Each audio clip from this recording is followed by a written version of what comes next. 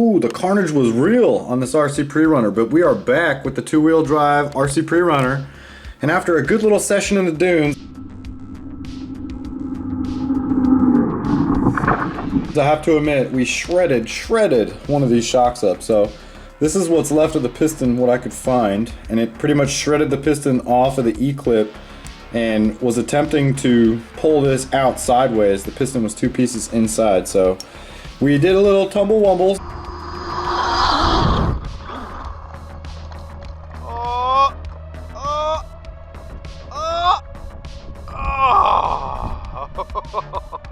Down one of the sand dunes, and I did not have it strapped at that time, so I think that had something to do with it.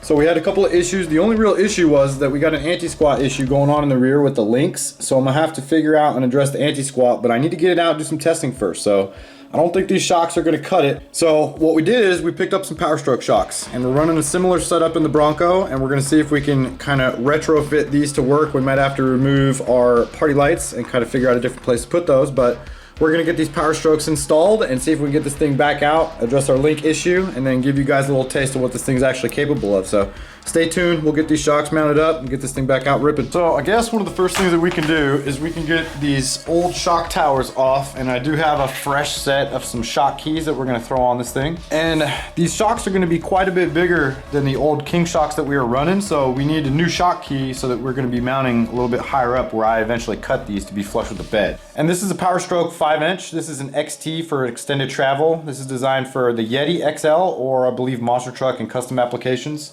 And this is pretty much the only shock big enough with enough oil that can actually sustain and let these trucks jump. So we haven't actually tested this on the Toyota yet, but it's been really promising on the Bronco setup. So we're gonna get these popped into these trailing arms, get these mounted up to a no shock key, and then see how it's looking. And we did end up getting some straps for this thing. So after we tore the shock up, we got some hot racing limit straps, and I believe that this is an 88mm limit strap going from the axle to the frame mount. So what I'm doing right now is I got the axle fully drooped out and it's on strap right now, and then I want to compress the rear shock just enough so that the load is not actually on the shock, but it's on the strap, and that's what we're gonna do right now. And that issue that we're having with the anti-squat is that, you know, just like a crawler, it wants to load the wheels up. So you have pro squat and anti-squat setups. And this thing was way above 100% anti-squat. So as the paddle tires were getting traction into the sand,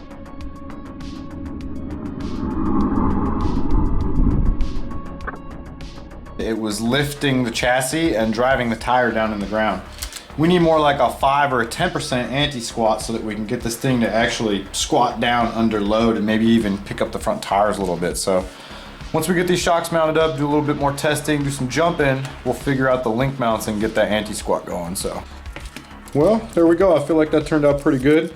Like I said, my only issue is these shocks are so much bigger than the last ones. They're gonna be hanging out of that bed like all Ricky Bobby style. So we're gonna have to figure out if the bed will actually fit. So I'm gonna get the body and see if the body will actually go around these shocks, because I'm suspecting we're gonna have to cut a little bit bigger access holes in the bed. So let's get the body and see if that mounts up, but so far looks pretty good. Here we go again. So with these shocks mounted in there, I'm gonna have to go in and probably, you know, either drill a center punch right here so that it just kind of carcasses around, or just go in, cut, and make room for these shocks, and then figure out whether this bar and the beam, everything will just go into place. But all right, not too shabby on this first cut. So I just, like I said, I took a little Dremel tool and just did a half moon, right, kind of eyeballed on both sides of the shocks, and was able to get the body to drop all the way down. So pretty good for a first cut. I'll probably go back out and open this one up a little bit more, and maybe just do this one a little bit more. I gotta bump it and then articulate, you know, from side to side and see how much we're actually, see how close we are, but not too shabby so far. And then you can see now that the body's actually sitting, how far that little beam, that post is gonna sit above. Looking pretty good for a first cut. So I'm gonna go back out, clean this up with the Dremel, and then we'll be back and give you guys a peep what it looks like.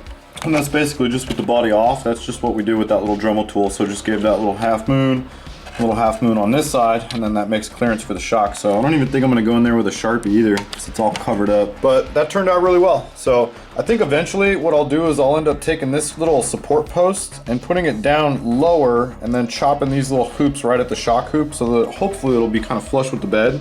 But for right now, for testing, I'm just gonna leave that like that. And I guess we'll get this thing back together and then give it some tests. Cool, so now that we got that new shock package, I don't know if I'm gonna address the anti-squat issue right now, so I got a dude that hit me up, said he's got some adjustable link mounts that he wants to test out, so I'm gonna wait to see what those look like, and I think we're ready to at least get this thing out and actually do some shredding and see how it works with this new setup in the rear. So pretty stoked on the progress. We got our PowerStroke XTs all built up and mounted up. We had to cut the bed to make room for them. Got our new shock keys. I will eventually move this bar down and cut these out, but for testing, I think this is gonna work right now. We got a huge amount left on our preload collar, so that's pretty good for our ride height adjustment. And I hope to have this thing out ripping with the Bronco pretty soon, so I really do appreciate the support on this project. Thank you guys for subscribing, hit that like, catch you guys later, peace.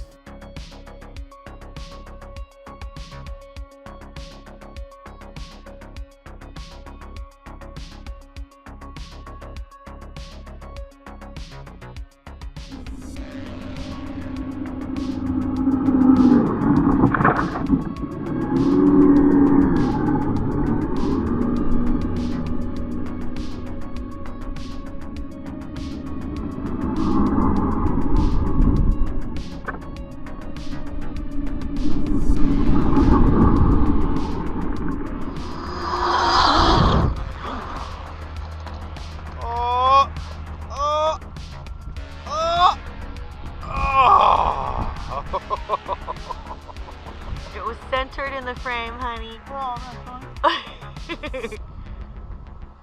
can't believe the doors didn't slide open.